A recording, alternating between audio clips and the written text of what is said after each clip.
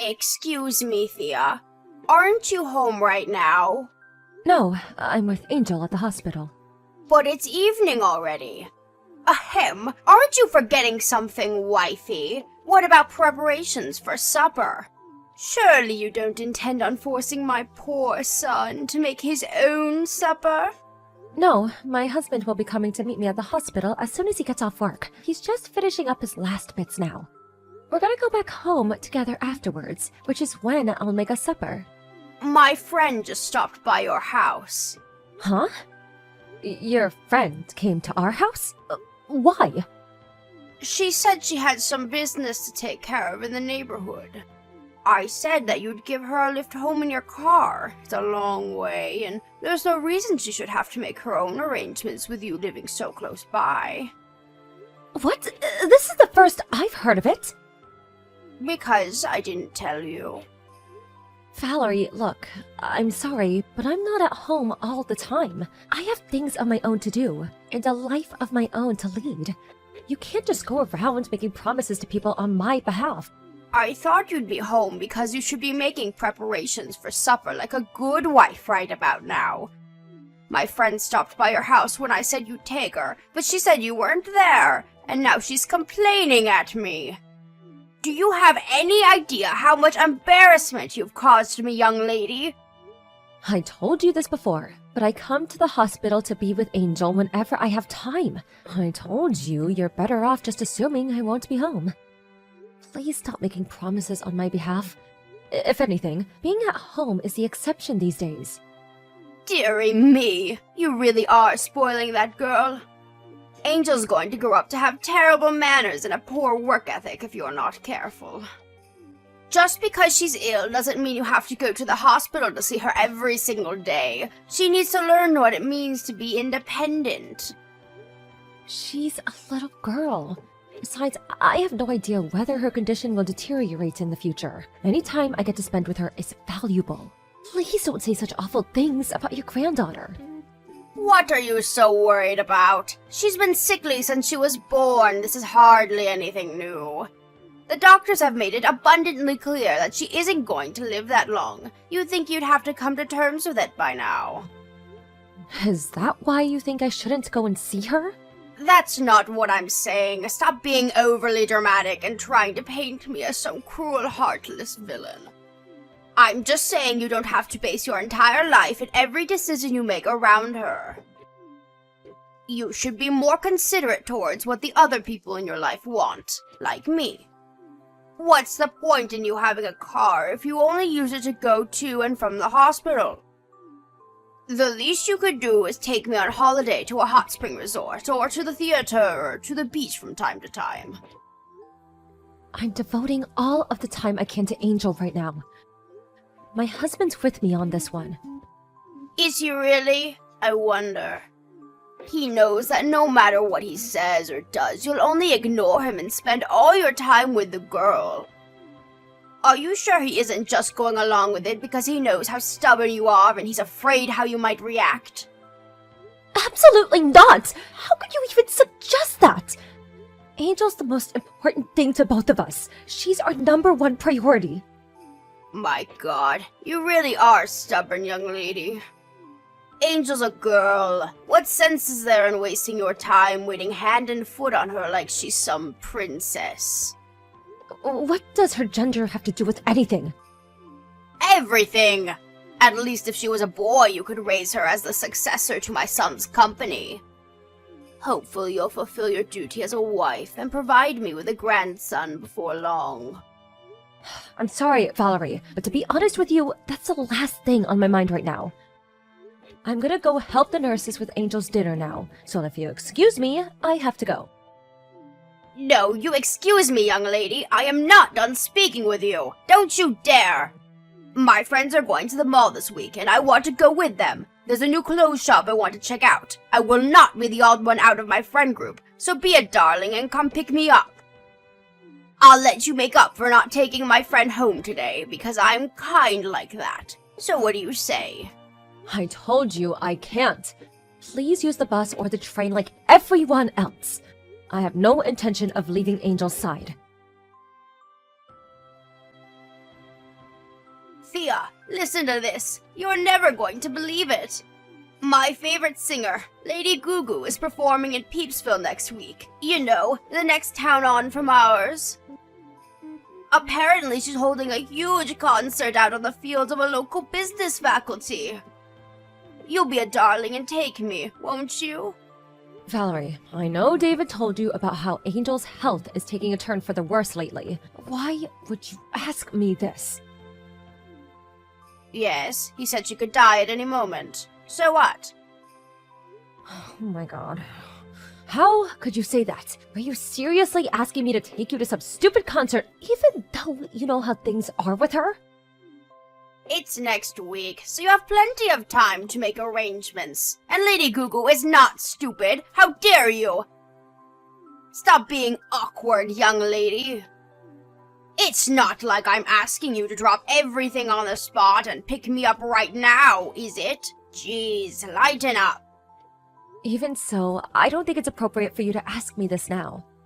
So when will it be appropriate? Am I just supposed to wait around forever while life passes me by? How many times have the doctors told you Angel's in a bad way by now? I lost count. I'm sure she'll be back to normal within 2 or 3 days. You don't know whether she will or she won't. That's the point. Would you just stop this already? I'm stressed out enough as it is. Wow. Why do I have to take this from you? Why are you getting mad at me all of a sudden? You have severe attitude problems, young lady. Because this isn't the kind of thing you ask someone when their daughter is in the hospital bed and might not make it. Me and David have been sleeping by her bedside at the hospital all week. Not my problem. What does any of this have to do with me? Angel's your granddaughter. What good is a sickly little girl who lives in a hospital bed to me? It's been too long since I met her. I don't even remember what she looks like. With this sorry state of affairs, I may as well not even have any grandchildren. Anyway, you'll be a darling and take me to the concert, won't you? Mildred from next door said she wants to come too, so make sure you clean the car out first. I don't want you embarrassing me by having it full of empty sweet wrappers. How many times do I have to say it? I can't take you. Then how am I supposed to get there? I can't go to Peepsville without a car, it's just too far. The trains don't go there and the bus is for peasants. You can't seriously expect me to associate with the lower orders. My husband said he can't possibly take me and refused flat out.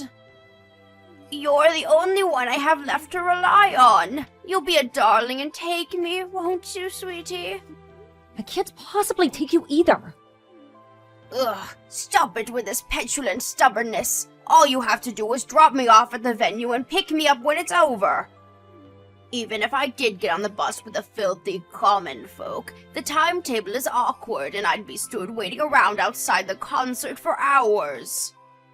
That's not my concern. Figure it out yourself. You are the most useless human being I've ever encountered in all of my years. Ugh! I wish my son never married you to begin with. What good are you? What purpose do you serve? You're useless! I'm a mother before I'm a wife. What would you have done if David had fallen seriously ill when he was young? Surely you'd have done whatever you could to be by his side as much as possible. Yes, I suppose I probably would. Because he's my son and the successor to the family name. I certainly wouldn't waste my time with the likes of a little girl, though, and I don't know why you are either. I've heard enough of this. I have nothing more to say to you. Don't contact me again. You didn't give me an answer. You'll be a sweetie and take me to the concert, won't you, darling? Won't you? Find your own way there. How dare you! We accepted you into this family as my son's wife. You are in no position to disobey your mother-in-law. This is your fault for giving birth to a sickly little girl in the first place. Why should I suffer for your defective genes? Don't drag me into your mess. I have a right to see that concert. Are you listening to me? Reply at once! Ugh! You will pay for this! Damn you! Thea, I just heard the news from David. What happened to Angel is so terribly unfortunate. I'm so sorry. Right. Don't let it get you down, sweetie. You can just have more children. Right? Right? Let's get to work on the next one. Excuse me? You heard me. Wait, you don't plan on giving up on having children because of this, do you? You can't do that. You still haven't had a son. I'm not thinking about that sort of thing at all right now. Angel just died. I know that. That's why I'm trying to cheer you up. How could you even say anything like that? You're despicable. You're the worst. Yes, I can tell you're very emotional right now, sweetie. It's okay. Anyway, you need to get to work on conceiving my grandson as soon as this funeral is over with. Lord knows that's the only thing you're good for. I told you, I can't bring myself to think about that sort of thing right now. The funeral isn't even over yet. Duh, I know that, moron. That's why I very clearly said you need to get to work on conceiving my grandson after the funeral's done with. I'm not telling you to do anything now, am I? You need some time to grieve your daughter. It makes no difference. Oh, there is just no talking to you. Why is everyone being so depressing about this? You think Angel would want you to be all gloomy and miserable? I won't be wasting my time by going to the funeral or the cremation. If this is your attitude, I have no interest in associating with you. You're rude, you're disrespectful, you're insolent, and you're just downright unpleasant. I'm ashamed to call you my daughter-in-law. I see. You've made how you feel towards me very clear. If you find me that pleasant, I'd rather you didn't come to the funeral. These last few years have been so difficult for me because of that sickly daughter of yours.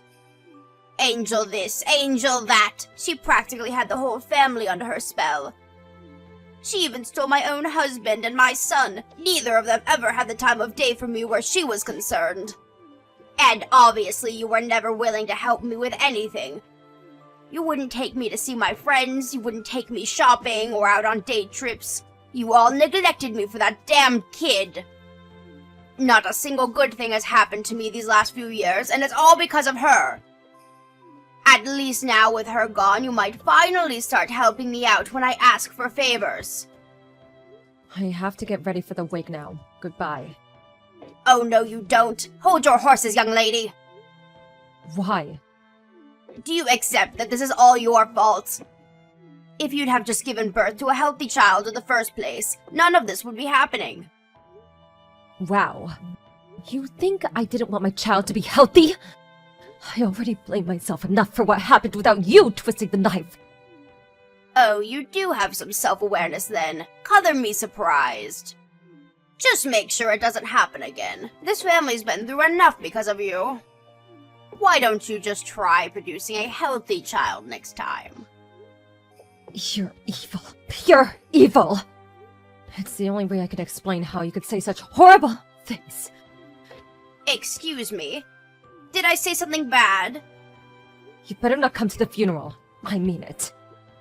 I told you, I don't want to. I wouldn't come if you paid me. Why would I? It's not like I have any positive memories of Angel.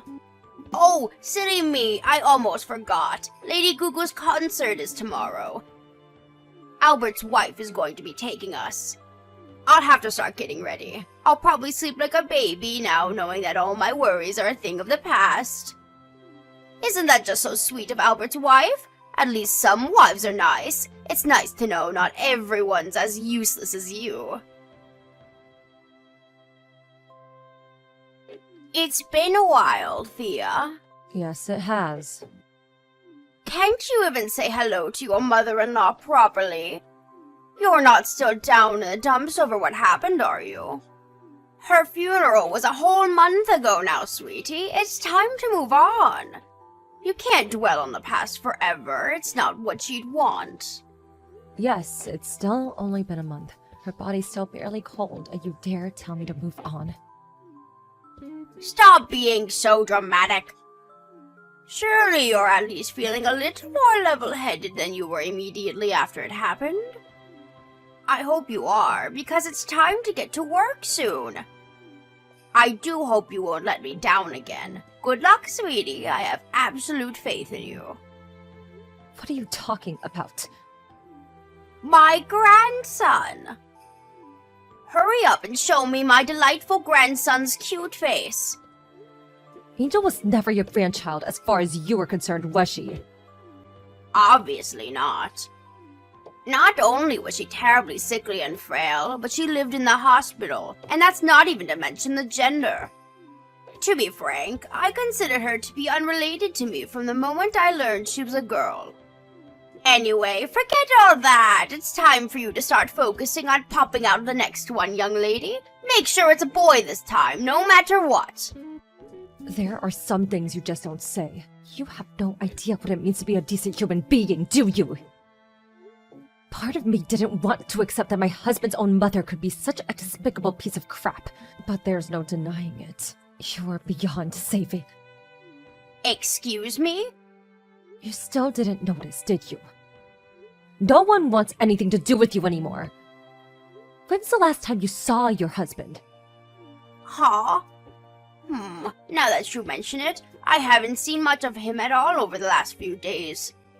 He said he wouldn't be home for a while because he's busy with work. He's still not home, is he? So what? We all go through busy periods. If he has work, he has work. It can't be helped.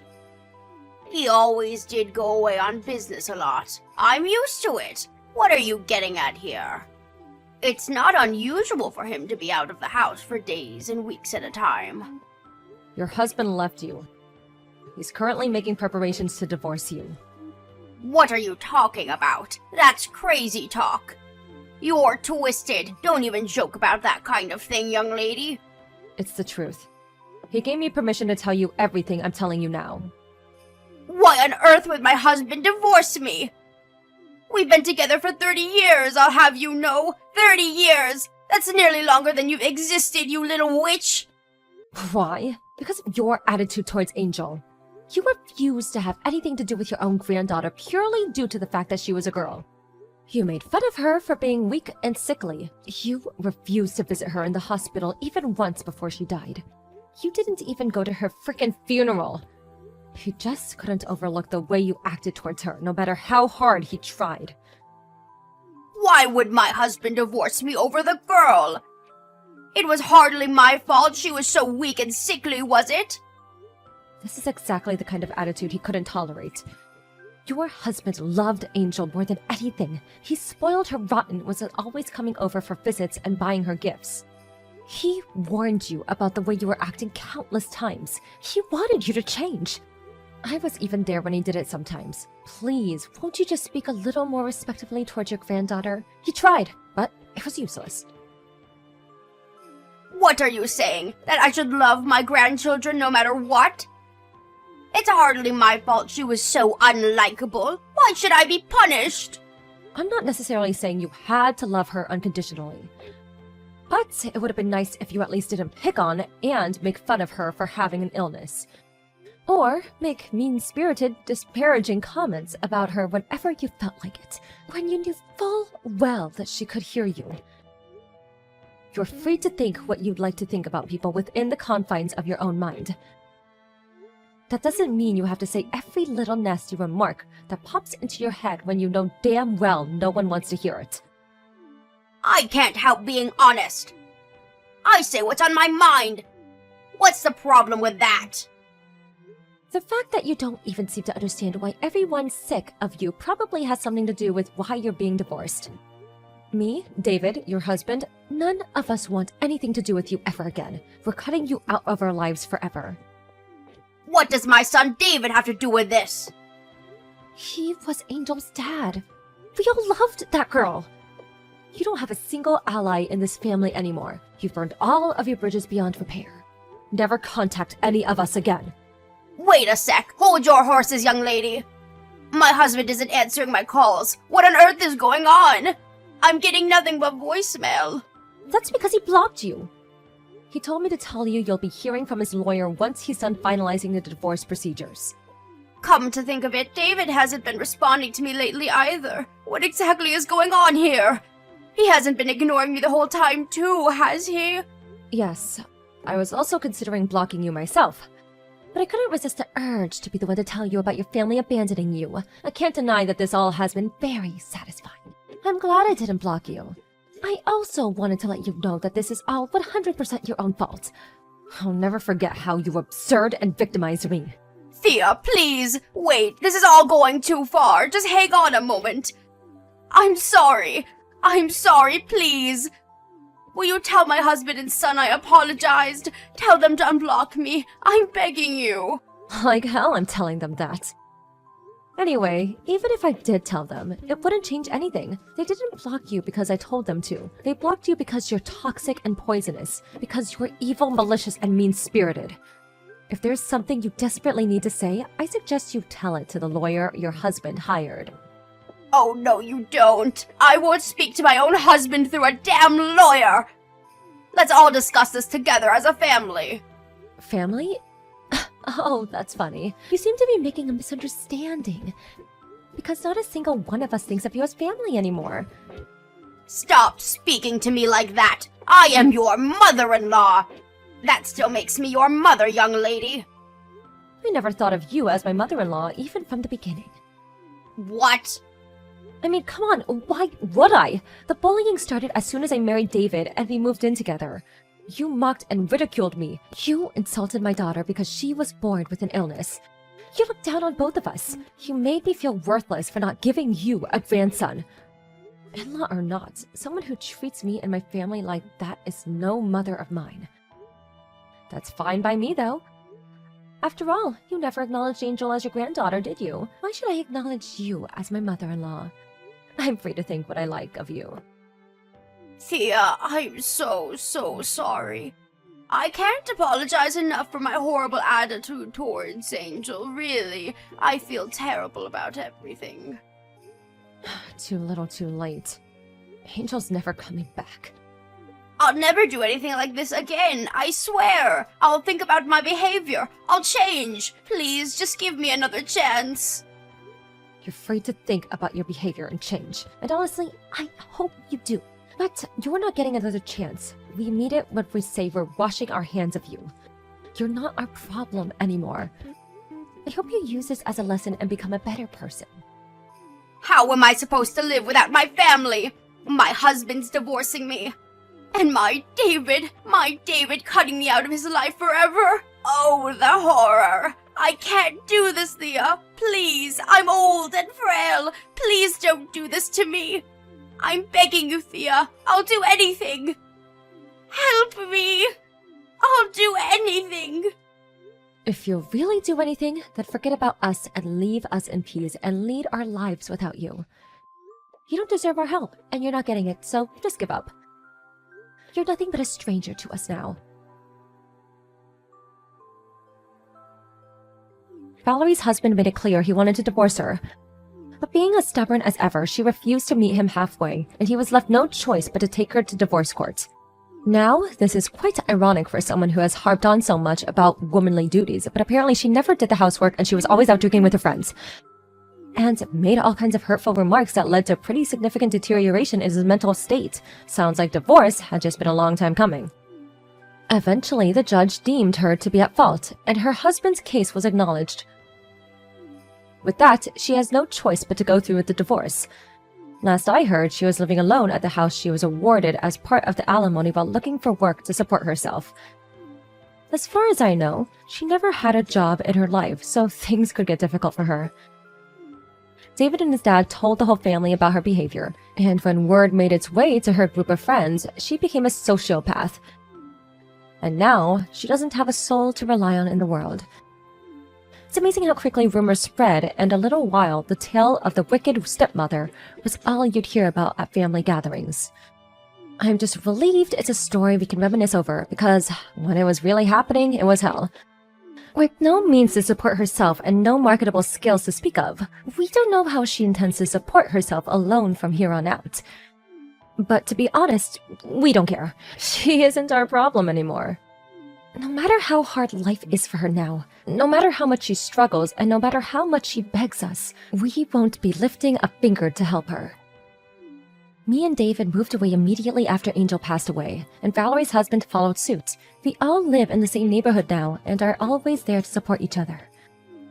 But she didn't just leave me with sadness. She also filled my heart with beautiful, joy-filled memories, which I'll cherish and hold dear forever until it's my last time to join her.